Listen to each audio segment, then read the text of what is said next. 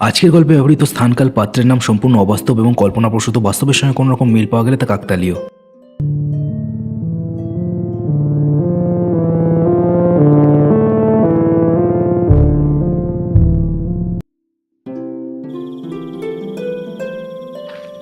শীত চলে যাওয়ার সময় হয়েছে।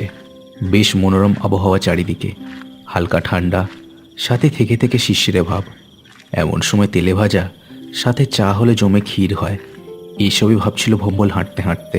সেই বিকেলে ননীগঞ্জের মেন রোডে বাস থেকে নেমেছে সে। এখনও অবধি হোটেলটা চোখে পড়ছে না তার। ভাবতে ভাবতেই হঠাৎ তার থেকে কিছুটা দূরে রাস্তার একটা বাঁক চোখে পড়ল তার। সেখানে একটা বড় সাইনবোর্ডও দেখা যাচ্ছে মনে হচ্ছে না? ভম্বল ভালো করে ঠাহর করে দেখল। ঠিক তাই, একটা চকচকে সাইনবোর্ড। তবে কি ওটাই নাকি? সে সেদিকে এগিয়ে গেল। জায়গাটা সামনে এসে দেখল সে ঠিকই বুঝেছে, এটাই সেই বিখ্যাত স্বনামধন্য ননীগঞ্জের রাতের হোটেল। হোটেলের সামনে একটা লোক স্যান্ডো গেঞ্জি পরে বসে কড়াইতে চপ জাতীয় কিছু একটা ভেজে চলেছে। সামনে বেঞ্চে দুজন লোক বসে আছে। ভম্বলকে দাঁড়িয়ে থাকতে দেখে চপ ভাজতে থাকা লোকটা মুখ তুলল। খোঁচা খোঁচা দাড়িগোপ তার মুখে। এই কে রে? ওভাবে দাঁড়িয়ে আছেন কে ওখানে? কাকে চাই দাদা? আগে আমার নাম ভম্বল, আমি আসছি সেই শক্তিগড় থেকে। আমাকে রতনদা পাঠালেন। রতনদা? কোন রতনদা বলো তো? আর কি চাও বাবু? ভম্বল এবার একটু ঘাবড়ে গেল। তবে কি ভুল জায়গায় এসে পড়লো নাকি? কিন্তু রতনদা যে বলেছিল এই ননীগঞ্জের মেন রোডের ধারে এটাই একমাত্র হোটেল। চপ ভাজতে থাকা লোকটাও এক মুহূর্ত কি যেন ভেবে হঠাৎ বলে উঠল, ও ও শক্তিগড়ের রতন তালুকদারের কথা বলছো নাকি? ও হো, তাই বলবে তো। তেলোদা বললেই তো চিনতাম। দেখো দেখি কি কাণ্ড। তা তুমি কি সেই নাকি গো? আজ্ঞে হ্যাঁ, আসলে ওই অনেকক্ষণ থেকে খুঁজছি তো, মাথাটা গুলিয়ে গেছে একেবারে, তাই। বেশ বেশ, তা কাজকর্ম সব বলেই পাঠিয়েছে তো তেলোদা। দেখো, মাইনে পাবে মাত্র 6,000, আর সাথে দুবেলার খাওয়া, এই সব। তার বেশি? হ্যাঁ হ্যাঁ, সবই বলেছে রতনদা, থুড়ি তেলোদা। আমার কাজের খুবই দরকার, তাতে 6,000ই অনেক টাকা। হুম, ঠিক আছে। আমি হলাম নরেশ, নরেশ সামন্ত। এই হোটেলের নিয়ম জানো নিশ্চয়ই, শুধু সন্ধ্যের পরেই খোলে এটা। যাকগে, হোটেলের পেছন দিকে যাও, দেখবে আমার ঘর আছে। সেখানেই আপাতত ডেরা বাঁধোগে। ভম্বল কাঁধের ব্যাগটা নিয়ে হোটেলের ভেতরে ঢুকলো। লম্বা পুরনো ধাঁচের তৈরি হোটেলটা। লম্বা লম্বা কাঠের চেয়ার আর টেবিল পাতা। দেওয়ালগুলোয় হলদে ছোপ চারিদিকে। এখনো কোনো খদ্দের নেই সেখানে, একজনকে ছাড়া। লোকটা কোণার দিকে বসে এক মনে চপ খাচ্ছে। লোকটার মুখ গম্ভীর মতন, কোনো দিকে নজর না দিয়ে সে এক মনে খেয়েই যাচ্ছে। ভম্বল তার সামনে দিয়ে হোটেলের পিছনের দরজা দিয়ে বেরোলো। লোকটা তার দিকে ভ্রুক্ষেপও করল না। পিছনের ঘরটায় সে এসে দেখলো ইটের তৈরি সাধারণ একটা থাকার জায়গা। ঘরের মধ্যে ঢুকলো ভম্বল। ঘরটার মধ্যে একটা চৌকি পাতা, জলের কুঁজো আর একটা কাঠের আলমারিও আছে। খুবই সাদা মাটা ব্যাপার স্যাপার। ভম্বলের বুক থেকে একটা দীর্ঘশ্বাস বেরিয়ে এলো। এমন সময় পকেটে থাকা মুঠোফোনটা বেজে উঠল ঝমাঝম করে। ভম্বল চমকে পকেট থেকে সেটা বের করে কানে ধরল। তারপর গলার স্বর খাদে নামিয়ে প্রায় ফিসফিস করে বলে উঠল, হ্যাঁ স্যার, বলুন। কে? পৌঁছেছ? পেয়েছো তো? হ্যাঁ স্যার, আপনি যেরকম বলেছিলেন ঠিক তেমনই। হ্যাঁ হ্যাঁ, লোকটা নিজের মুখেই একটু আগে বলল হোটেলটা নাকি শুধুমাত্র রাত্রেই খোলে। বেশ বেশ, চেপে বসো এবার। আজ একেবারে হাতে নাতে ধরতে হবে বেটাদের, বুঝলে? আর শোনো। হ্যাঁ স্যার, নিশ্চয়ই নিশ্চয়ই।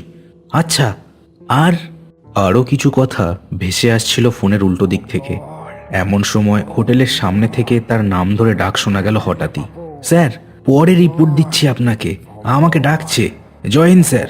বলেই উল্টো দিকে ঘুরে হাঁটা দিল সে বাইরের দিকে। মনে তার একটা চাপা ভয় আর উত্তেজনা। ধরা পড়লে হয়তো জীবন নিয়ে টানাটানি হবে তার। হোটেলের সামনে যখন বেরিয়ে এলো সে, দেখলো চপ খাচ্ছিল যে লোক দুটো, সেখানটা এখন খালি, চলে গেছে হয়তো। নরেশদা, ডাকছিলে? হ্যাঁ, যে জন্য তোমাকে ডাকছি, আর তখন তো ভালোভাবে কথা বলাই হলো না। তো যাই হোক, এবার বলো দেখি। কি কি বলবো নরেশদা? তুমি কে? তেলোদাকে কি করে চেনো? তোমাকে দেখে তো বড় ঘরের ছেলে মনে হচ্ছে। তা কি ব্যাপার, হঠাৎ এই হাই রোডের ধারে অখ্যাত ননীগঞ্জে কি করতে আগমন? হো বাবা, আজ 23 বছর লোকজন চড়িয়ে খাচ্ছি, মানুষ দেখলেই বুঝে যায় সে কোন বাড়ির। কি ব্যাপার, খুলে বলো। ভম্বল একটু আমতা আমতা করলো। লোকটা কি এরই মধ্যে তাকে সন্দেহ করছে নাকি? তবে কি এই লোকটাও? কি ব্যাপার বলো, নইলে কিন্তু কপালে চরম দুঃখ আছে তোমার বাপু। ইয়ে নরেশ দা, কি বলবো, আমি আসলে পড়াশোনা শেষ করে হাজারটা চাকরির পরীক্ষা দিয়েও পাশ করতে পারিনি, জানো তো। বাড়িতে বুড়ি মা আছে, তাছাড়া আর আমার কেউ নেই। তাই যা হোক একটা চাকরির জন্য তেলোদাকে বলেছিলাম, তিনিই বললেন আর কি। আহ, তা ওই জন্যই তেলোদা এখানে পাঠালেন, তাই তো? বেশ, থাকো তবে। যা বলবো সব রকম কাজই করতে হবে কিন্তু। আরে হ্যাঁ দাদা, কাজ নিয়ে কোনো রকম কোনো অভিযোগ আমার কোনোদিনও আসবে না। হ্যাঁ ঠিক আছে, কিছু মনে করো না ভাই। আসলে এখানে রাতে হোটেল দিই বলেই অনেক সমস্যার মুখে আমায় পড়তে হয়, তাই তোমাকে একটু মেপে নিচ্ছিলাম। যাই হোক, ভেতরে যাও, অর্ডারটা নিয়ে এসো। ভম্বল অবাক হয়ে গেল কথাটা শুনে। ভেতরে লোক কোথা দিয়ে আসবে যে তার অর্ডার নেবে? ভেতরে যদি কেউ ঢোকে তবে তো তাকে তার সামনে দিয়ে হেঁটে যেতে হবে, এটাই তো একমাত্র রাস্তা। নরেশ আবার তার দিকে চোখ তুলে তাকাতেই সে হন্তদন্ত হয়ে ভেতরের দিকে এগিয়ে গেল। ভেতরে ঢুকে সে অবাক হয়ে গেল। বেঞ্চে এদিক ওদিক করে 3 জন লোক বসে আছে, ধোপদুরস্ত জামাকাপড় গায়ে সকলেরই। বেশ অবাক হলো ভম্বল, এতগুলো লোক ভেতরে ঢুকলো কি করে, আর কোথা দিয়েই বা ঢুকলো? সত্যি অবাক করার মতন বিষয় বটে। নতুন চিড়িয়া নাকি? তাও ভালো, আগের জন তো ভয়ে দৌড় দিয়েছিল। তা তোমার সাহস টাহস আছে তো বাপু? হ্যাঁ, কি বলছেন বুঝতে পারছি না। আপনারা ভেতরে কোথা দিয়ে ঢুকলেন? আর আগের একজন যে খাচ্ছিল সেই বা বেরোলো কোথা দিয়ে? লোক 3 জন একে অপরের মুখ চাওয়াচই করলো, চোখের ইশারায় যেন নিজেদের সামলে নিল তারা। ভম্বলের মাথা সত্যি গোলমাল হয়ে যাচ্ছে এবার। শোনো ছোকরা, আমরা এখানকার বাঁধাখদ্দের, বুঝলে? আমাদের চাওয়া আসা নিয়ে অত মাথা ঘামিও না। আমরা ঠিক এসে হাজির হই এখানে আড্ডা দিতে। এই রাতের হোটেলটাই তো একমাত্র বলতে গেলে আমাদের মেলামেশার জায়গা এখন। ভম্বল যেন আরো ঘেটে যায় এদের কথায়, দাঁড়িয়ে দাঁড়িয়ে মাথা চুলকোতে থাকে। যে কাজের জন্য এখানে ছদ্মবেশে এসেছে সে, সেটা করতে পারবে কিনা সেটা নিয়ে নিজের উপর সন্দেহ হতে থাকে তার। ওরে বাপু, হা করে দাঁড়িয়ে থেকো না। নরেশকে গিয়ে বলো যে ভুলোদা আর তার দলবল এসে পড়েছে, তবেই দেখবে ঠিক আমাদের অর্ডার তোমাকে দিয়ে দেবে। যাও দেরি করো না। ভম্বল একেবারে ভম্বলের মতোই নরেশের কাছে ফিরে চলল। এই হোটেলের আনাচে কানাচে যেন শুধুই রহস্য, কিন্তু এই রহস্যের গভীরতার কোনো তল যেন সে পাচ্ছে না। ভম্বল নরেশের কাছে গিয়ে দাঁড়ালো। নরেশ তখনও এক মনে চপ ভেজেই চলেছে, আগুনের তাপের ছটা পড়েছে তার মুখে। নরেশ দা, ভুলোদা বলে একজন এসছে আর বলল তোমাকে জানাতে। ভুলো তারা এসে পড়েছে, তা ভালো। ওই তো, ওরা 3 জনের সবাই 2টো করে বেগুনি আর মাছের চপ আর সাথে চা খায়। দাঁড়াও দিচ্ছি, দিয়ে এসো সব। ভম্বল ঘাড় নাড়ল শুধু, কেমন যেন গা শিরশির করছে তার। হোটেলটা মেইন রোডের ধারে হলেও বাস এখান অব্দি আসে না। চওড়া রাস্তার ওই ওপারে লোক নামিয়েই তাড়াতাড়ি সরে পড়ে। চারদিক একেবারে নিঝুম, যেন কোনো অজ পাড়া গায়ের মধ্যেকার রহস্য ভরা এক জগতে পা রেখেছে সে। সময় যেন প্রায় 50 বছর আগে থেমে গেছে এখানে। এমন সময় কাঁধে ঝোলা ব্যাগ নিয়ে একটা লোক এসে দাঁড়ালো হোটেলটার সামনে। লোকটা গায়ে গতরে বেশ তাগড়াই, চোখে চশমা, মুখে দাড়ি গোঁফের জঙ্গল। আরে আসুন আসুন, কোথা থেকে আসছেন? এখনই কিন্তু রাতের খাবার পাবেন না, বসতে হবে। লোকটা একবার ভম্বলের দিকে তাকালো, খুনে দৃষ্টি। ভম্বলেরও কেমন যেন চেনা চেনা মনে হলো তাকে। না, ঠিক আছে। আপনার হোটেলটা তো শুনেছি সারা রাতই খোলা থাকে। আমি বেশ কিছুক্ষণ আছি এখানে। আমি আসছি সেই সীতাপুর থেকে। আচ্ছা বেশ বেশ, যান ভেতরে গিয়ে বসুন। এই ভম্বল, যাও দাবার অর্ডারটা। মা, আমার আরো এক বন্ধু আসবে, তারপরেই অর্ডার দেব। বলেই লোকটা গটগট করে ভেতরে চলে গেল। লোকটার চলে যাওয়াটা দেখলো ভম্বল মন দিয়ে। তবে কি এই লোকটাই সে, যার জন্য এখানে এই অদ্ভুত রাতের হোটেলে তার আসা? এর কিছুক্ষণ পরেই সেই 3 জন লোকের খাবারের অর্ডারটা নিয়ে এলো ভম্বল। তারা তখন অট্ট হাসি করে আড্ডা দিচ্ছে। হাসির আওয়াজে হোটেলের টিনের চালটাই না উড়ে যায় এবার। ভম্বল সেই লোকটার দিকে একবার তাকালো। লোকটা জুলজুল করে চারদিকে দেখছে আর নিজের ব্যাগটার ওপর হাত বোলাচ্ছে থেকে থেকে। ওর হাবে ভাবেই ভম্বল বুঝলো এই সেই লোক। সে মনে মনে ভাবলো ঠিক আছে, এর স্যাঙারটা আসুক, তারপর ব্যাটাদের হাতে নাতে ধরা যাবে। ভম্বল আবার বাইরে এসে দাঁড়ালো। লোকটার স্যাঙার যখন আসবে তখন তাকে হাতে নাতে পাকড়াও করতেই হবে। এই রাতের হোটেলে চোরাইমাল পাচারের কাজ হবে শক্তিগড়ের থানায় খবর পেয়েছিল তারা। রতন তালুকদার তাদেরই খোঁচর, তার চেনা জানা আছে এখানে। শক্তিগড় থানার অ্যাসিস্ট্যান্ট সাব ইন্সপেক্টর সে। এখানে থানার বড়বাবুই তাকে ছদ্মবেশে পাঠিয়েছেন কালো ব্যবসাদার দুটোকে হাতে নাতে ধরার জন্য। নরেশদা, একটা কথা জিজ্ঞেস করব?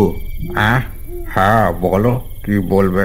বলছি যে এই হোটেলটা তুমি রাতেই কেন খোলো? মানে বেশিরভাগ হোটেল তো দুপুরবেলা ভালো চলে, তোমারটাই দেখি খোলে এই সন্ধ্যাবেলা আর চলে সারা রাত। হ্যাঁ, তার তেলদা তোমায় কিছু বলে পাঠায়নি এই হোটেলের ব্যাপারে? ভম্বল কিছু বলতে যাচ্ছিল, এমন সময় একটা লম্বা লোক এসে দাঁড়ালো দোকানের সামনে। এই লোকটার চোখ মুখও সুবিধের নয়। ভম্বল বুঝলো এ বেটাই নির্ঘাত আগের লোকটার স্যাঙাত। কিন্তু লোকটা তাকে অবাক করে দিয়ে সামনের পাতা বেঞ্চটায় বসে পড়ল। হোটেলের ভেতরে সে গেল না। ভম্বল কেমন ভ্যাবাচাকা খেয়ে গেল। তবে কি সে ফুল লোককে সন্দেহ করছিল নাকি? এমন সময় হঠাৎ হোটেলটার ভেতর দিয়ে একটা চিৎকার শোনা গেল, যেন চরম আতঙ্কে কেউ গলা ফাটিয়ে মরণ আর্তনাদ করে উঠল। ভম্বল তাড়াতাড়ি ভেতরে ঢুকে দেখল অদ্ভুত ব্যাপার, বেঞ্চগুলোতে কেউ নেই। খাওয়ার পর ডিশগুলো আর ব্যাগটা পড়ে আছে শুধুমাত্র। লোকগুলো গেল কোথায়? হাওয়ায় উবে গেল নাকি? এমন সময় নরেশ আর সে লম্বা লোকটা এসে ঢুকলো হোটেলের মধ্যে। তারাও ঢুকে অবাক হয়ে গেল। লম্বা লোকটা চারিদিকে তাকিয়ে ব্যাপারটা একটু মেপে নেওয়ার চেষ্টা করতে লাগলো। হঠাৎ সামনের বেঞ্চটার দিকে চোখ গেল তার। ব্যাগটা দেখেই তার চোখ যেন ধক করে জ্বলে উঠল। সে তাড়াতাড়ি এগিয়ে গিয়ে ব্যাগটার সামনে দাঁড়ালো। তারপর নরেশ আর ভম্বলের দিকে তাকিয়ে চোখ পাকিয়ে বলে উঠল, এই ব্যাগটা যে লোকটার সাথে করে এনেছিল সে কোথায়? কোথায় সে? কি করেছো তোমরা তার সাথে? কেন মশাই, আর সে লোক কোথায় গেছে অত শত আমি জানবো কেমন করে? হ্যাঁ, যত সব। আর যান তো এখান দিয়ে, আজ হোটেল বন্ধ, আজ কিছু পাওয়া যাবে না। আর যান যান। লোকটা এবার সেটাকে তুলে নিল। তারপর হাত ঢুকিয়ে দিল ব্যাগটার মধ্যে। হাত ঢুকিয়েই অবশ্য কপালের ভাঁজ আরো গভীর হলো তার। চ্যাংরামো হচ্ছে আমার সাথে। এই ব্যাগে যে জিনিসটা ছিল সেটা কোথায়? নরেশ যেন আকাশ থেকে পড়লো এবারে। ব্যাগে কি ছিল সেটাই আমি জানি না, তো সেটা কোথায় তাই আমি জানবো কি করে শুনি? লোকটা এবার খেপে গেল যেন। ব্যাগটা এক হ্যাঁচকা টান মেরে ফেলে দিল একদিকে। রাগে গড়গড় করে সে বলে উঠল, আর কি হচ্ছে? জানিস আমি কে? এই ব্যাগে কলকাতার প্রতিমা জুয়েলার্স থেকে ডাকাতি করা হীরের হার আর 13 কেজি সোনার বিস্কুট ছিল। আর যে লোকটা ওগুলো নিয়ে এসেছিল সে আমার পার্টনার। তোরা লোকটাকেও গায়েব করলি, সাথে জিনিসগুলো হাতিয়ে নিলি। কি ভেবেছিস আমি কিছু বুঝি না? এখনো সময় আছে, ভালোই ভালো সব ফিরিয়ে দে বলে দিলাম, নইলে। বলেই সে পকেট থেকে একটা পিস্তল বের করলো। তারপর তাক করলো তার নলটা তাদের দিকে। ভম্বল পুলিশি স্বভাবেই মাথার ওপর হাত তুলল। তার সন্দেহই সঠিক, কিন্তু এখন আর কিছু করার নেই। তার পিস্তলটা আবার ব্যাগের পকেটে। এত জলদি যে ওটার দরকার পড়বে বুঝতে পারেনি সে। নরেশ কিন্তু তখনও একই রকমভাবে ভ্যাবাচ্যাকা খেয়েই দাঁড়িয়ে রয়েছে। কি হলো? বল, কোথায় লোকটা আর কোথায় সরিয়েছিস জিনিসগুলো? বল। ওরে বাপু, আমি জানলে তো বলবো। এই ভোলাদা, এবার দেখছি তোমাদের জন্য চোর ছাত্রদের হাতে গুলি খেয়ে মরতে হবে। লোকটা নরেশকে ওপরের দিকে তাকিয়ে কথা বলতে দেখে অবাক হয়ে গেল। ভম্বল কিন্তু অবাক হলো না। গা শিরশিরে ভাবটা যেন বেড়ে উঠল তার। কার সাথে কথা বলিস রে বেটা? কে আছে ওখানে? তার কথা শেষ হলো না। দমক দমক অট্টহাসিতে যেন কেঁপে উঠল টিনের চাল।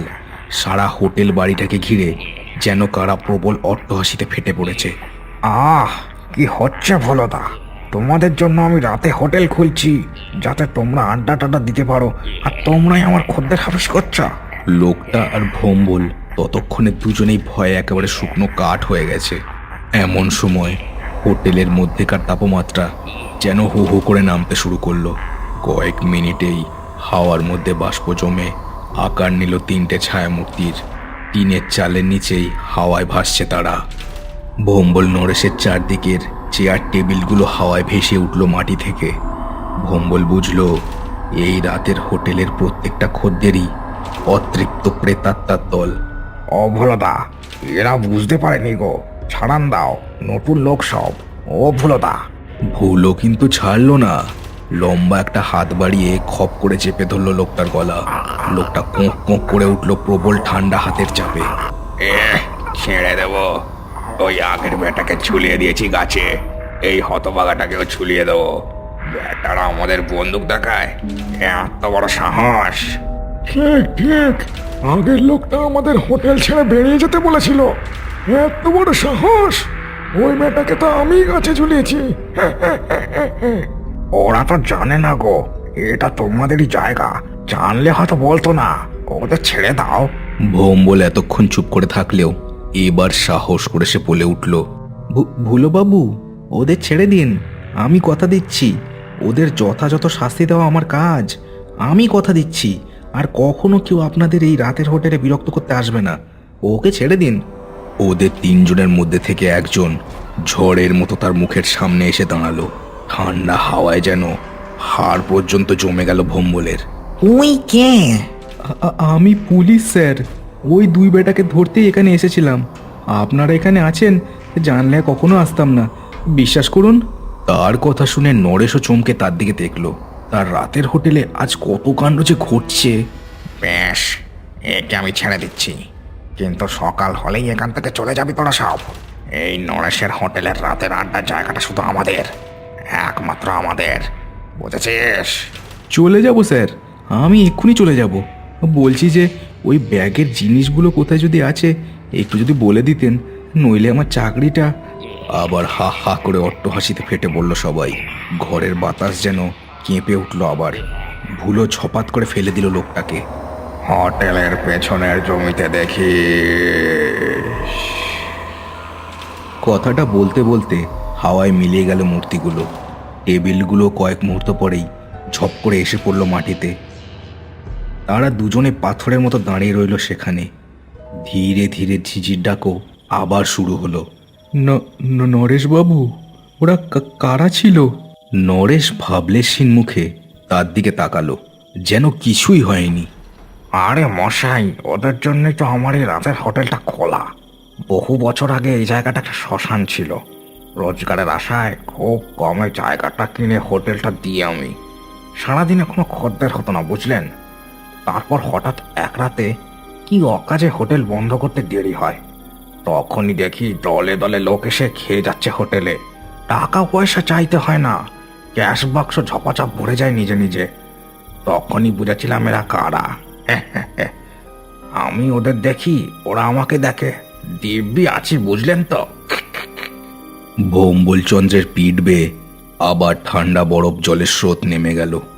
আর ভুলেও এই নুনিগঞ্জে পা দেবে না সে, মনে মনে প্রতিজ্ঞা করল। শেষ হলো কার্টুনস অ্যানিমেশনসের আজকের গল্পের পরিবেশনা। আজকের গল্পটা কেমন লাগলো তা আমাকে কমেন্ট করে জানাতে ভুলো না। চ্যানেলটা সবাই সাবস্ক্রাইব করে দিও, আর গল্পটাকে শেয়ার করে দিও তোমার বন্ধুদের সাথে। দেখা হচ্ছে আর পরের ভিডিওতে। সবাই খুব ভালো থেকো।